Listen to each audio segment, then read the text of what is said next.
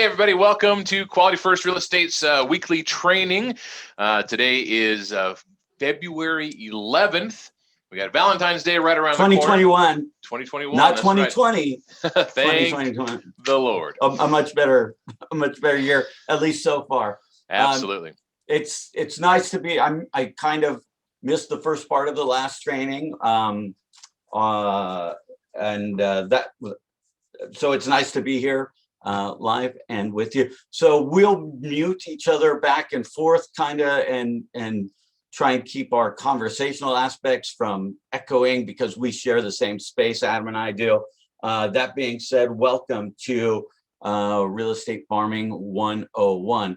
And believe me, there will be some follow-ups, some 201s or and more advanced stuff, but and we'll get into some of the minutia in later episodes. So please follow along. And like always, people, if you like our content, subscribe to our YouTube, or if you're following us on Facebook and watching us on Facebook, like us, and please share it, especially with your friends and fellow agents.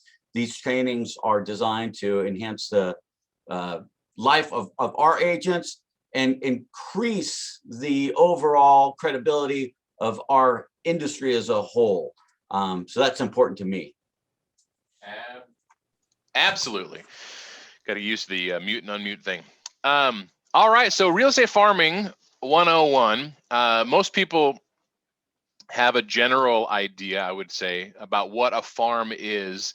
But let's just take a few minutes to just kind of go about what is a farm, why is it called a farm, and all that. So real estate farming is really just a strategy that real estate agents use to market, advertise themselves in a particular geographic area. Now the goal is to position yourself in that neighborhood or that little pocket as the go-to agent for all the people that live there, right? You want everybody who lives there to say, hey, when I want to sell my house, I'm going to call that guy because he's in my neighborhood all the time. And your hand is making my arm show up in your virtual background. Anyway, so distracting.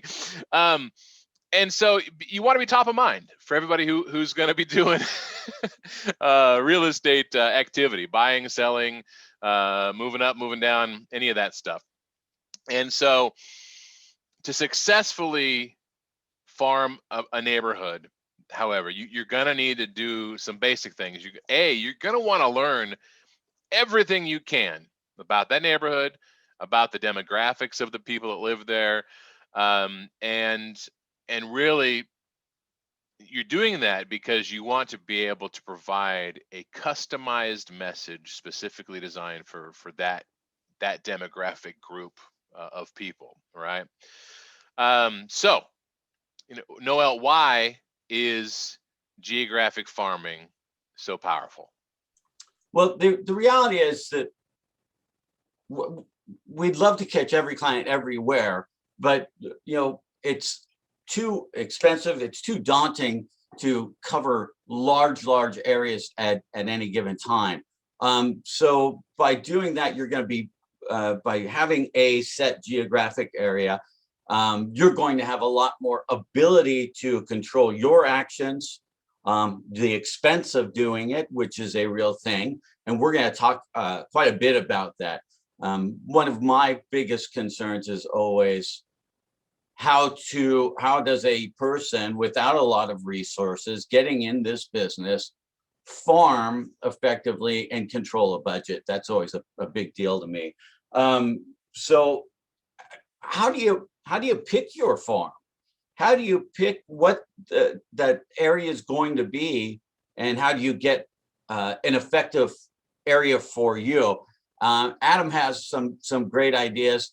On the short term farming, it's always if I had a listing, but ideally we do have a long-term farm aspect where you're going to farm this area for years to come. I mean, what about the guy that you had in your childhood neighborhood? Yeah, so growing up in my neighborhood in Santee, California, which is East County, San Diego, from almost as early as I can remember, me riding my bike and playing with my neighborhood friends, probably at least once a month. Ron Durrett with Century 21 was walking through our neighborhood, and he was handing out. He had these 3-inch by 8.5-inch little post books. You write your notes on them, little notepads. Ron Durrett, Century 21. He was walking through the neighborhood, had a pep in his step. He always was whistling, right? I mean, it's something, these are the little things that I remember, but he was consistent. And my parents have lived in their same house since 1971. They're kind of anomalies. We never moved, right? But for the people that did move from our neighborhood, you bet you're darn tootin' that a lot of them called Ron Durrett, because he was the guy that they took all of their notes, and every phone call at the family, landline was always on a Ron Durrett notepad, right? So farming can be an extremely effective tool and a process and a system that you can use to create long-term business and wealth. And it's that snowball effect. Noel and I were talking this morning about not having resources when you're a new agent, or you're really just trying to take it to the next level. It's like building a snowman. You just start with a little tiny snowball, right? And it takes a lot of work. You're gathering snow and you're packing it all together. But eventually, the idea of that snowball effect is that snowball, when you get it and you can start rolling it down the hill, it's going to start picking up more steam and more snow along the way. Then it gets bigger and bigger and bigger and bigger and bigger. And all the momentum, it's unstoppable. So a successful farm can do that exactly that same for you. That same thing for you, right? And give you that trajectory, give you the momentum that you're really looking for on a long-term basis as a career. So how do we pick a farm? You haven't, maybe you don't have a farm yet. Maybe you just haven't really endeavored to do this, or maybe you're a newer agent and you just, right, no one's talked to you about this farming thing. What is this crazy stuff? Yeah, So real quick, Noel. Yeah. I think it's important. I'll let you carry on. Yeah, I think it's important to identify that there's a farm, right, which is a long-term marketing plan, and then there are real estate actions that we take for marketing that overlap with a lot of the farming things that we do. But for instance, let's say I've got a farm picked out in a great neighborhood in Clovis or Fresno, and I'm working it, I'm doing all the things, and then I get a listing that's outside of my farm neighborhood, right? Am I going to just switch gears and start farming that neighborhood, or am I just going to? Now, you could, don't get me wrong, you could do that, right? If you had the ability and the money and the time and the wherewithal and the ability to handle it all, great, go for it. But oftentimes we will make ourselves feel good about taking a lot of really good productive activity in an area where a listing is, right? And then, but we don't do it consistently enough to make it a farm, right? And so don't misunderstand that a farm is a long-term project. It's not something that just comes and goes based on a 30-day listing, right? Okay. Right, leveraging that listing outside of your farm is great, right? That's low-lying fruit. If you're not going and shaking it down and knocking on the neighbors' doors when you're doing an open house and yada yada yada, you are making a mistake. But although the activities are largely similar to that of your farm, okay, it's not one and the same. So a lot of people pick farms for different reasons. It's close to where they live. It's in their neighborhood, which is, it's great. I'm one of those guys who can say I haven't farmed my neighborhood, and when I see a listing go up in my neighborhood, I am furious. I'm like, what the? I'm like, well, I really didn't let anybody know, so that I'm here. So it's kind of on me. Yeah. But you do. Who are you mad at? Yeah, you're mad at yourself at the end of the day. So that's a thing. especially if you happen to live like my old house was in this like super great price point neighborhood in Clovis, and it was easily manageable. And that's some of the other things that you might consider. Is it easily manageable for me to go walk 50 houses once a week, which is, for me, that's farm 101, right? You can't have a crop if you don't walk up and down and plant seeds. So when you're walking your neighborhood and you're walking those, every time you knock on a door, and door hangers are fine, but if you're there, you better knock on the door, because just leaving something behind is super passive. And what do we say about passive, right? Passive blows. It's maybe we don't all say that, but I do. I right. Being passive is not great. If you can make face-to-face contact, Well, listen, say someone's passive doesn't blow, but if you're only doing passive, it's not going to be effective. That's the point. That's the point. Sometimes you have no choice but to do passive because they don't answer the door, and course. it's better than not doing anything at all. But believe me, if you have a chance to sit, Adam and I have knocked on just a million doors, and when we knock, 9 times out of 10, the people are super happy to see us, and they share a lot about you. And by the way, this would go into that door knocking, if we get into more details, get their information, write it down. Better yet, let them write it down, and then ask them if you can share a market report with them, or if they would like to see information. And almost everyone will say yes. And then you've got their information. And if you're a KV Core user, and make sure you get them into KV Core. If you're not, and you're doing it the old-fashioned way, that's fine. Get their information, retain their information, make sure you reach out when you got a listing, or new information, market information. So we will have more trainings on on door knocking and things like that. But in regards to picking your farm, here are some real basic guidelines. Okay, the most ideal farm neighborhood is going to be one that's going to have a lot of activity, a lot of turnover.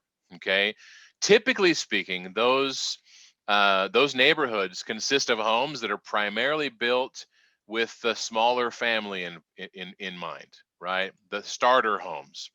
And they may have a mixed bag. You might have some starter homes plus some larger homes, but the ideal situation is going to be homes in a particular mid-grade, median price level that's going to have a lot of activity. Okay, if you go and farm, now listen, there's nothing wrong if you want to be the luxury listing king or queen. Okay, by all means, if that's your goal and your passion, you want to be nothing but luxury, go farm the mansions, right? Probably a little bit longer term. You're not going to get as much volume and more activity. And most luxury agents have already built a book of business that they can sustain themselves with before they become those listing experts. But and the fact of the matter is, if you don't have experience, you're probably going to have a tougher time presenting yourself as that expert that can handle that level of business and really knows how to market those luxury homes. So keep that in mind. CAR does offer like a luxury home seller class certification, which is kind of cool. And those certifications aren't super expensive, and they'll go into these kind of things. So choose your farm wisely. Do recommend you pick an area that you're comfortable with, pick an area that you might have some expertise in. If your own neighborhood happens to be, or somewhere close to where you're at, somewhere close to where you regularly interact, that might be a really good choice for you. For instance, I know some of our agents have invested in doing like the shopping cart ads. Those can be great if you're also doing a farm in that neighborhood, because you're doubling down on your exposure, you're doubling down on your contacts, and you're really making sure that you are becoming the top of mind go-to people in the neighborhood. And that's the whole point of having a farm, folks. Okay, there is no one way to do it for, or not one step in farming, right? You don't just plant seeds and walk away. That's not how you produce crops and returning harvest, right? That this, you have to go back, you have to plant the seeds, you have to water them, you have to till them and weed them and trim them and right and take good care of them. So it's a multi-step kind of thing, and that's the point here. So the shopping carts, although they're good, it's a lot like putting the sprinklers in, but not putting any seeds, right? So you're not gonna you're gonna wet the soil, but you're not gonna get anything out of it.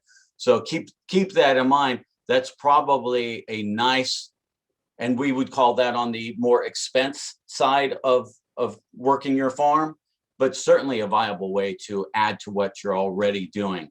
But you should have a farm picked out, and you should be doing some of the fundamentals, the basics. Absolutely. So let's get into some of the nuts and bolts. We've mentioned a few of them, just talking in general. But so you've got your farm picked out. Okay, you've got your where established. Now let's get into a little bit about the what. Okay, so there's going to be a lot of stuff that you're going to do. So for step number one is do some research. There are lots and lots of different programs out there that are free. Most of them are accessible through a title rep, by the way, one of our sales reps. Ask them to try to get demographic information for you on that neighborhood. Also ask them to get a list of all the homes in that neighborhood. We do recommend when you're choosing a farm, you don't want to make it too big. I would say kind of best practice is like 200 homes at the minimum, but really not larger than 500 homes. Okay, that would Yeah, be Adam, an ideal farm. one of the things that we talk about in this farm is having it manageable, right?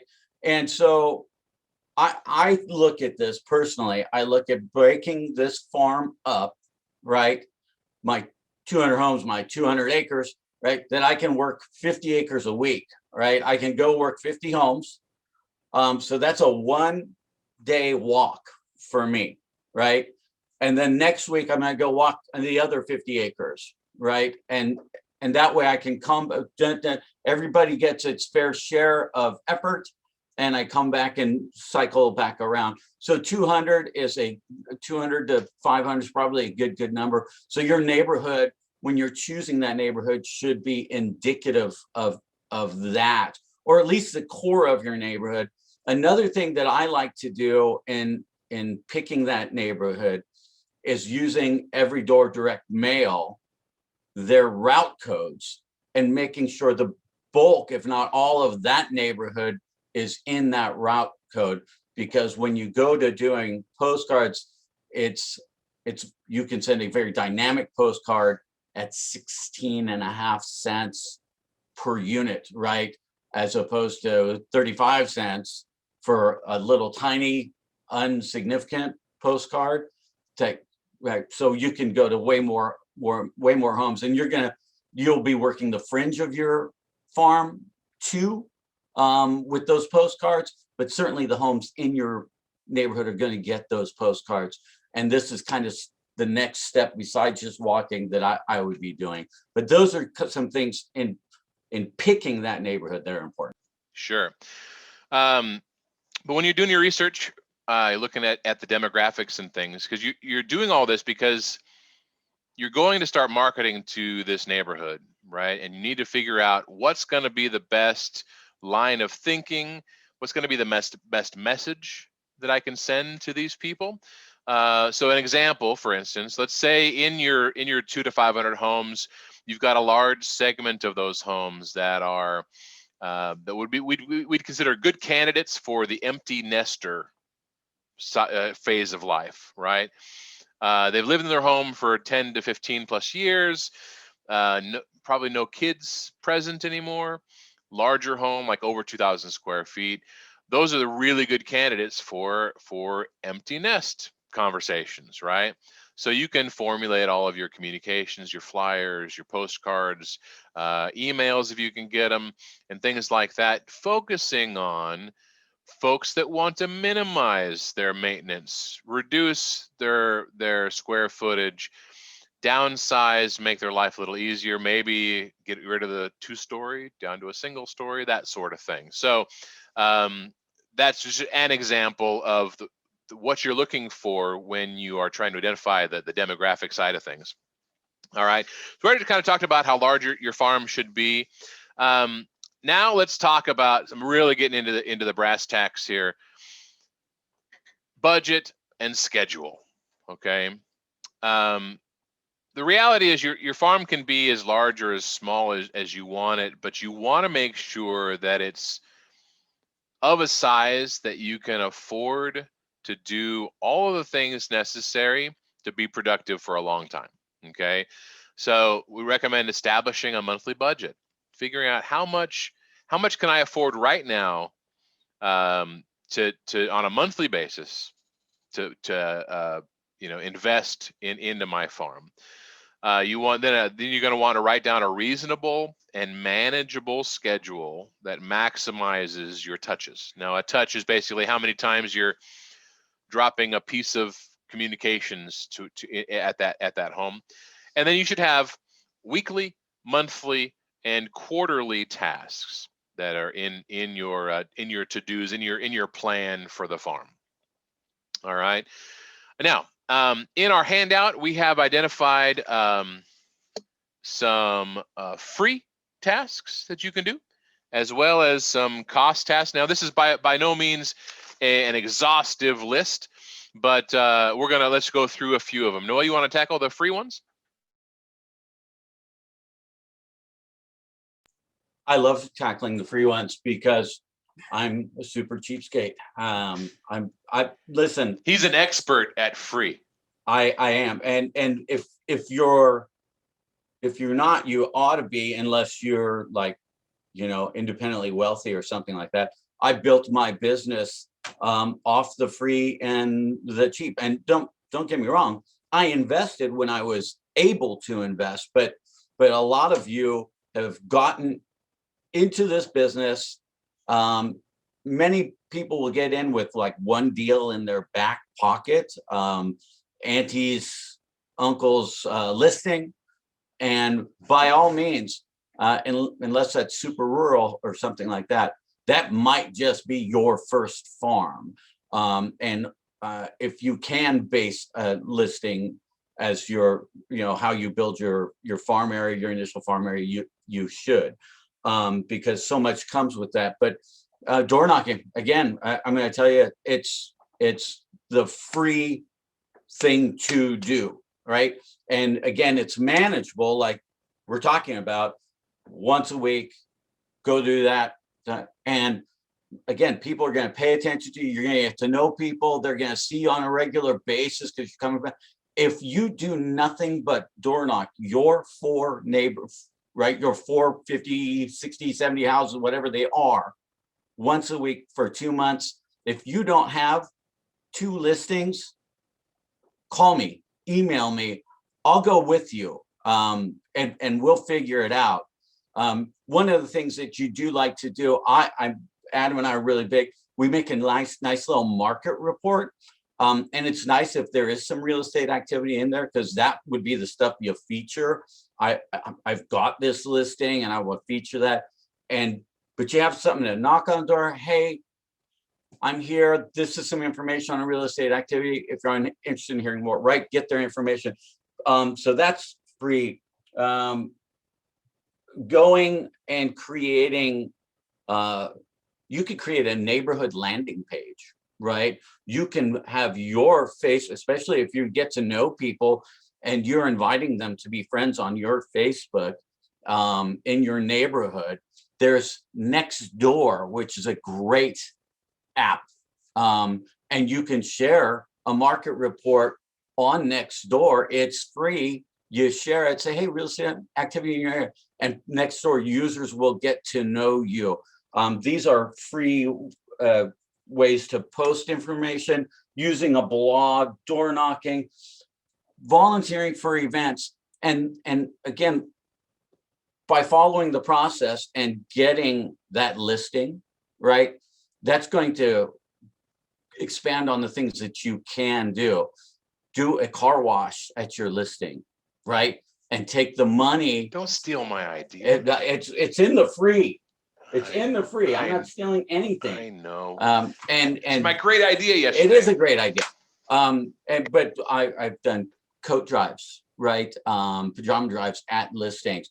And by getting that, you can get free pub for press releases and stuff and really get a lot of recognition. Your seller's gonna love what you're doing. More importantly, your farm's gonna really get to know you and love what you're doing. And then to keep it on the free or inexpensive EDDM, I'm gonna just share a screen here. If I can remember how to do all that. Share a screen and EDDM. Share, boom. Is it doing it?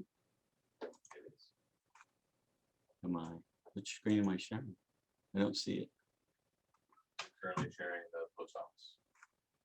Is that the, I can't see it because this bar is. Am I showing the map? I can't see them. Okay. 916. So we've got, is it 916? No, it's 719?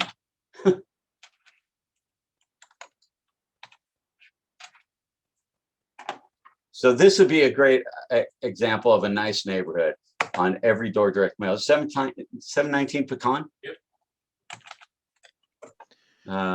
Is that Avenue? Yep. In Clovis. 93611. Oh.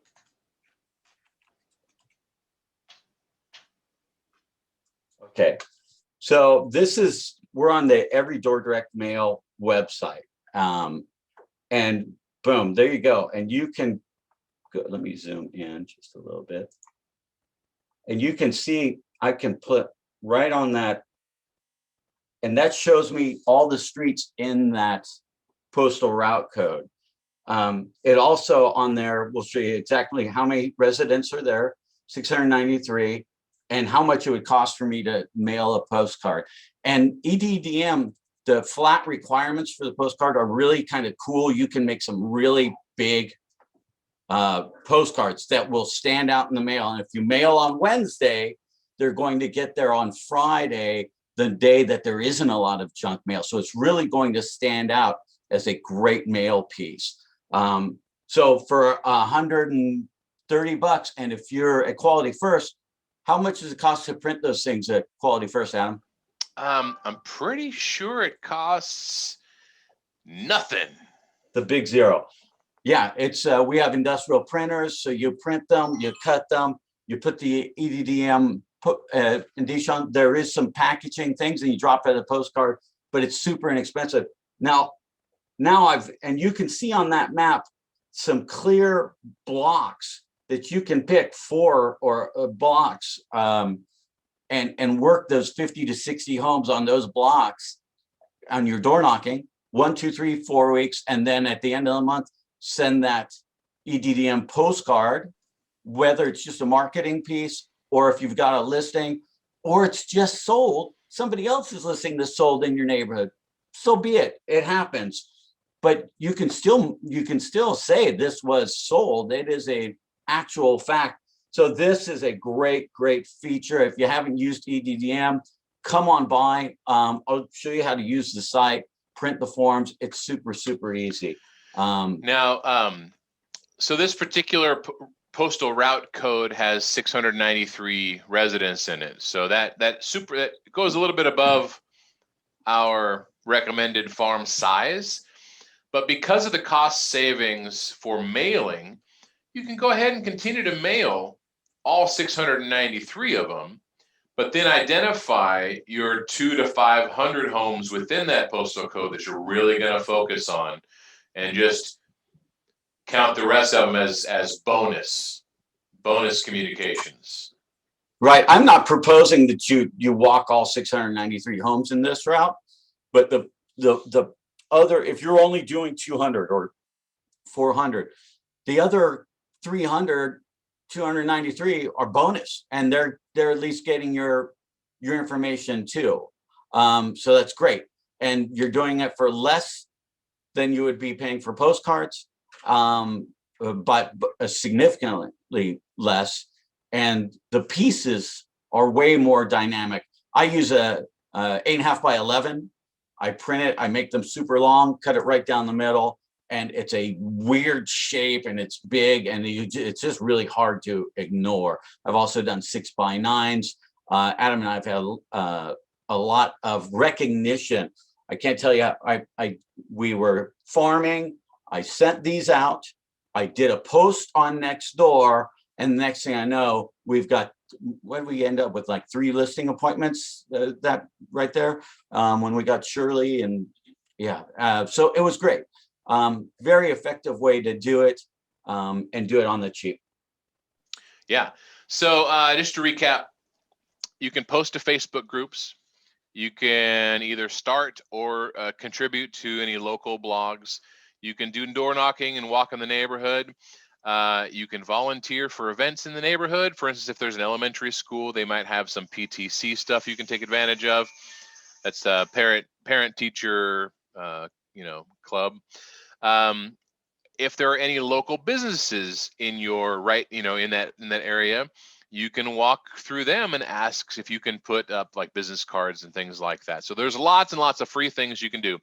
Now let's talk about some of the things that are going to be in your budget. Okay, you're going to want to do postcards, and whether or not you do the E2DM, or if maybe you only choose 100 houses because that's what you can afford.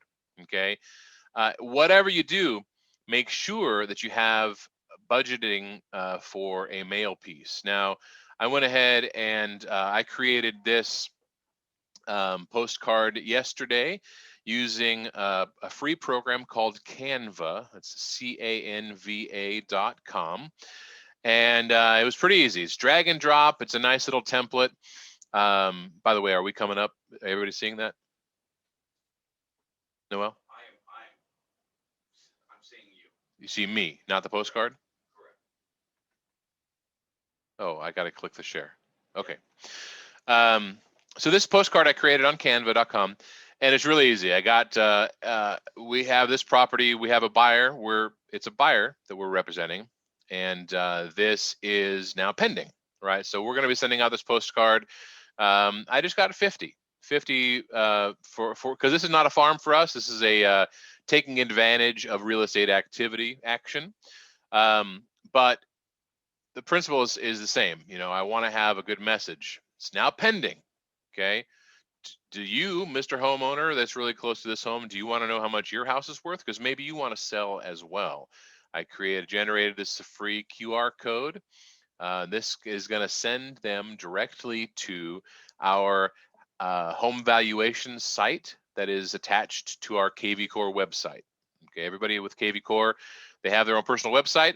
The sell, you click on sell at the top, it's going to take you to this how much is your home worth page. You can take that URL, which is just copy and paste the little link at the top, and then do a search for QR generator. They're all over there. They're a dime a dozen. And you can create a free QR code. This basically just makes this little image that you use in your ad. Okay. On the back side, got some more pictures, and this is just a really quick and easy, nice, clean, good-looking template for a standard size postcard that you could do, that I think anybody can do. Okay.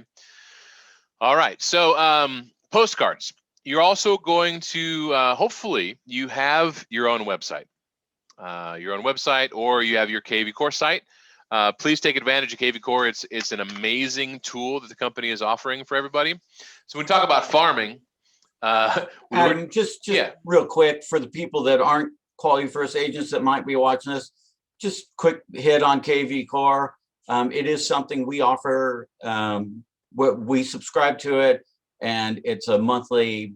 It's the only optional fee that Quality First has. We continue to do a no fee operation here, and it's $75 a month. But tell them what it does, just in a quick synopsis. Sure. So kvCORE is a robust technology platform that gives you a CRM, which is a client relationship management software, basically your database Okay. It also has a personalized website that you get to own and operate that is specifically designed to generate business. It's not just a fluffy, I'm really cool kind of a website. It's all about allowing clients to search properties in the MLS and that you have direct access to. It also gives you lots and lots and lots of lead generation capabilities. That IDX search that shows up right on your personal webpage is great. You also get an app personalized to you. And so when people click on these things, those are lead gen to you that get registered in your KV Core, and it starts a whole AI experience with drips and questions and stuff like that. It's super fantastic. It's great, and it's really nice to pair it with the things you're doing, easily done with a QR code like that. Absolutely, absolutely. So, just the last little tidbit for KV Core, it is 100% private. So most companies out there, when they offer technology like this, they reserve the right to have your access to your clients and your contacts because they're the broker. But we don't believe in that. We want to make sure that if you leave us, you can take your clients with you. They're not mine, they're yours. So all right. Let me just jump in, and one more thing on in regards to KV Core. You when you do get that listing, and in KV Core you do what's called a boost. That boost goes out, and there's a little cost to it depending on what you want. You can do $30 or $45 or $60 or whatever, and it boosts that property on things like Yahoo and Google and your Facebook and stuff like that. It spends the money for you, and it generates a ton of leads that are looking for a house just like that. Now you've got a buyer's pool, right? This is, again, Adam talked about the snowball, right? So now the snowball's building. You've got a buyer pool. You've got 3 or 4 buyers. Now on your next postcard or on your next door knocking thing, you can say, I've got 3 buyers that are looking for homes in this neighborhood like yours. And now you can leverage, this is the great way to leverage buyers to create listings. And a lot of people don't do that. They haven't figured that out. And we will show you how to create more buyers and then turn around and use them to make more listings. And it's awesome. Yep. We're also going to be providing just down the road a little teaser for a future training. We started using a cool system we call it the Dream Home Finder program, and it enables you to leverage a buyer to find listings. Okay, so a little teaser there for a future training. So remember to look in and queue in for the Dream Home Finder training. It's going to be great. Yeah, and then there's Match.com for home sellers. Sure. We have a nice matching landing page that talks about buyers, and we'll match them to a seller. Just ask us. Yep. All right. So in our farm activity for cost stuff, we have monthly postcards. Okay, monthly postcards are going to be sent out to everybody, and that could be whatever message you have in mind, right? Remember, this is a marketing postcard. You're going to have your KV Core or your own website directing leads to your landing pages. For instance, you could have how much is your home worth, like the postcard I showed. Property valuation site. You can offer free market reports, et cetera, et cetera. There's lots of things there. Then you're going to want to take advantage. You're paying attention to your farm neighborhood, and you're going to take advantage of any listing real estate activity in there. Solds, listings, pendings. Okay, you have an opportunity like we're taking right now. We have a pending property. We're taking advantage of it. We're going to send some postcards to the neighborhood in hopes that we generate some business. Okay, but in your farm, every time something happens, you have to take action. It's a trigger. Okay, so a new listing popped up. Dang it, it should have been me. I'm going to say to everybody in my farm area, hey, by the way, a new listing popped up. It doesn't matter that it's not yours. All you're doing is advertising the fact that there's a listing in the area. So, yep, a lot of people have nieces, nephews, aunts, moms, dads, cousins that are agents, and they will list with them. And no matter what you do, and that's okay, but it's also okay that you advertise, promote, and do that. Put that on that next door. Hey, did you see the listing around the corner? Da, da, da. You're, if nothing else, you're reminding people that you're an agent and you're in that area. So a proposed like 12-month plan is going to include a quarterly newsletter. Okay, so you might have postcard, newsletter, postcard, newsletter, right? So every month they're receiving something in the mail from you.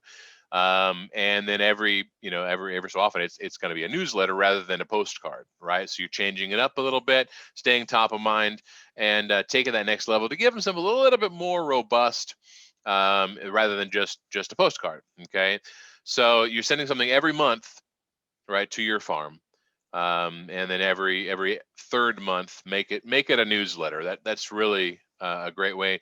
By the way, Ken was excellent at this. Okay, he didn't do all necessarily always postcards, but he had a 6-week newsletter schedule that he was really good at, and it generated a lot of business for him. But he was a great at farming this traditional way with lots of mail items. So don't be afraid of it.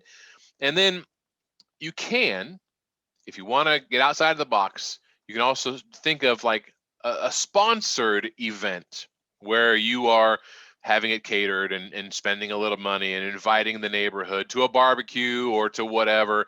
One of the free ideas, Noel mentioned it a little bit ago. I just had a kind of a brainstorm. We were just talking about like free things we can do and events and things like that. So let's say in late spring, early summer, you're in your farm. Figure out a way or a location where you can offer a free car wash just for your 200 houses. Okay, you're just for your farm only. You say it's free, 100%. You come by within these hours, we will wash your car for free. If you want to donate any money, all of the proceeds for this donation are going to go towards like the elementary schools PTC or Toys for Tots or something that's going to be near and dear to the hearts of that neighborhood would be my recommendation. But just think outside of the box, things you can do to really become top of mind, become a recognizable asset in the neighborhood. That's what we're looking for. Okay.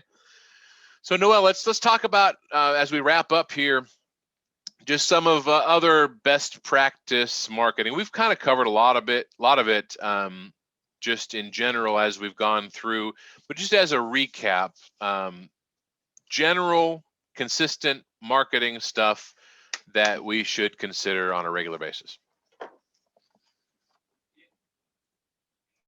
Mute myself, mute there. One of the biggest things that I think that agents struggle with is continuity, right? And we've all got smartphones, and really you need to be putting things on a calendar and keeping yourself accountable to it. When you break your consistency, it's going to leave a hole in your game, and you're not going to, right? You can't just ignore the crop, right? You can't not get the weeds out. You can't not water it. Otherwise it'll die, and you will have spent a lot of time, a lot of effort for it. So I would say that that's just something that's critical that people want to remember. Put it in a calendar and get back to it and keep the fundamentals going. If you're on a budget, okay, remember the fundamentals and the things that you can do for free and cheap, and keep coming back to those. They'll always be there. And then when you do get a listing, and you will, you absolutely will. I Real want to quick. say I guarantee 3 listings, but I don't like the word guarantee, because listen, here's one thing I can tell you: leads are worthless if you don't do anything with them, if you don't work them, and you'll get opportunities. When you're door knocking, someone's going to say, yeah, we've had this house a couple of years and we're thinking sometime in the next year or two we're gonna sell. Oh, and you don't keep in touch with them, you're going to walk by that house and it's going to have somebody else's sign on it, and you're going to go, man, I talked to them. I knew they were going to do this. They literally told me somewhere down the road, I'm going to do it, and you're going to miss it. Garage sales in your farm. If you just walk and drive your farm on the weekends and you see a garage sale, and if you're not talking to those people and saying, hey, are you selling? Chances are they're getting ready to sell. People purge just before they sell. And that could be a great signal to you. And if not, at least you're talking to your neighbor in your farm and you're going, this is who I am. That's what I'm doing. Now you know them. If you ever think about it. And then, Ken always says, if you are having that conversation, you may as well say, hey, it's usually someone like you that knows who's going to sell. Yeah, it's John, 3 doors down on the left. He's probably going to sell. Wow, free information, people. So ask. The point of any of the farming and any of this lead gen stuff that we're doing is creating that very fundamental real estate conversation, right? And we've done the math. You got to have so many real estate conversations so often to create leads and opportunities, and this is one way to do it. Absolutely. All right, so we've talked about picking a farm and what is farming and all of its basic principles. Hopefully this was profitable for you. Appreciate your time. Go ahead and invite you at this point to turn your videos back on. And if you have any questions, I know Barry had a question about EDDM pricing. How does that work, Noel? Can you just briefly touch on that? Yeah, sure. So EDDM is, again, and you'll see it when you get into this. So it's based, and you can pick your route code and you can include businesses in it or exclude businesses in it. So it will have a variance on how much that is. And some homes will come in and out of a postal route code over time. So it could swap by 30 cents or so many houses. It's really not a big deal. At the end of the day, I believe it's 16.5 cents per. But you saw that route code was 600 something houses and it was $135. But it has an auto calculator, right? Yeah, it calculates when you click on the route code and you say, I'm going to do this, right? It will take you to a screen and it will print out the necessary forms, including how much it's going to cost. You can choose to pay right there online, or you can say, I'm going to pay when I get down to the post office. And the forms will tell you how to bundle them. You have to keep your bundles in bats of 50 or 100, unless, of course, you have the residual one will be 27 pieces, right? It is what it is. And then they're like, this is batch 1 of 7, and this is 100 pieces, and you put a rubber band around it, and it's ready to go.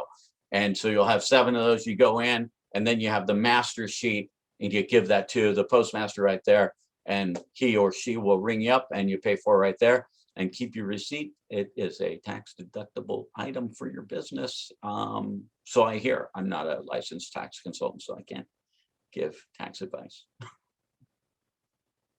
Exactly. All right. Looks like. Any other questions from anybody in queue? Looks like it. Oh, here's a question from Cheyenne. When you are door knocking and you already have someone's contact info and they're receiving your market report, what should you say to that homeowner? Ooh. anything. Hi. Yeah. Hi, how you doing? You know, if you and if you're paying attention, and listen, it's going to be a few at a time as you gain momentum and get to know these people. And if you remember their name, holy smokes. And remember, this is the whole thing for a contact relationship manager. You get their names, then you get the next piece of information. Oh yeah, we just had little Johnny's birthday. Oh my gosh, he's 7. Oh my God, that right. Write that down, put it in your KV core. Now you know when Johnny's birthday is, right? Like, and all kinds hey, of cool stuff. Hey, John. Hey, Julie. Good to see you again. Oh, there's your dog, Shiloh. We love Shiloh. You know, do you notice something different about the house? Did they paint? Did they put up a new fence? Did they got new roses? Man, your roses look good. Yep, just doing my door knocking thing. Really nice to see you. Anything. And conversations are great. And you know what? You make friends, and then they will ask you real estate questions. You will start to become their professional, their go-to person for, did you see the house over on Smith Street? And oh gosh, they're doing these improvements and it looks crazy. And right? It's all good. There's no version of this that's bad conversation. Remember that when you're farming and you're out there door knocking, you're there to become the go-to person, top of mind person. So you're typically going to have an initial goal in mind. Okay, today I'm at a door knock and we're going to be talking about the new listing that popped down the street, right? It's something new that's triggering me to go out and door knock, or something I'm going to be talking about. So you're going to have something in mind already that you're going to speak about. But listen, Noel's right. You're out there just being a people person and just loving the neighborhood, loving people, loving talking to them, and getting them to like you. Yeah, and seriously, at some point, they're more than just an acquaintance. Maybe not your best friend. You're not inviting them to your birthday party or hanging out with them on Friday night, but certainly, everybody in my community. I walk my dog. Great way to work your farm. My gosh, people, talk about free. You needed to do it anyway. And you're going to see people out there and you're walking your dog, hey, and I got my name badge on because I do it right after work. So I'm sitting here plunking people over the head. I'm your local real estate agent. Look at me. And wear your badge, for Pete's sake. Wear it at the grocery store. I will put it on before I go into my grocery store, which, by the way, happens to be in my neighborhood. So all good stuff. Yep. Free too. Absolutely. All right, guys. Well, thank you so much for joining the training. We will have some follow-up trainings involving some of the more nuancy stuff with this. But listen, get out there, get a farm established, and get to work. You will appreciate it down the road. That's it for now. Have a good day. See ya.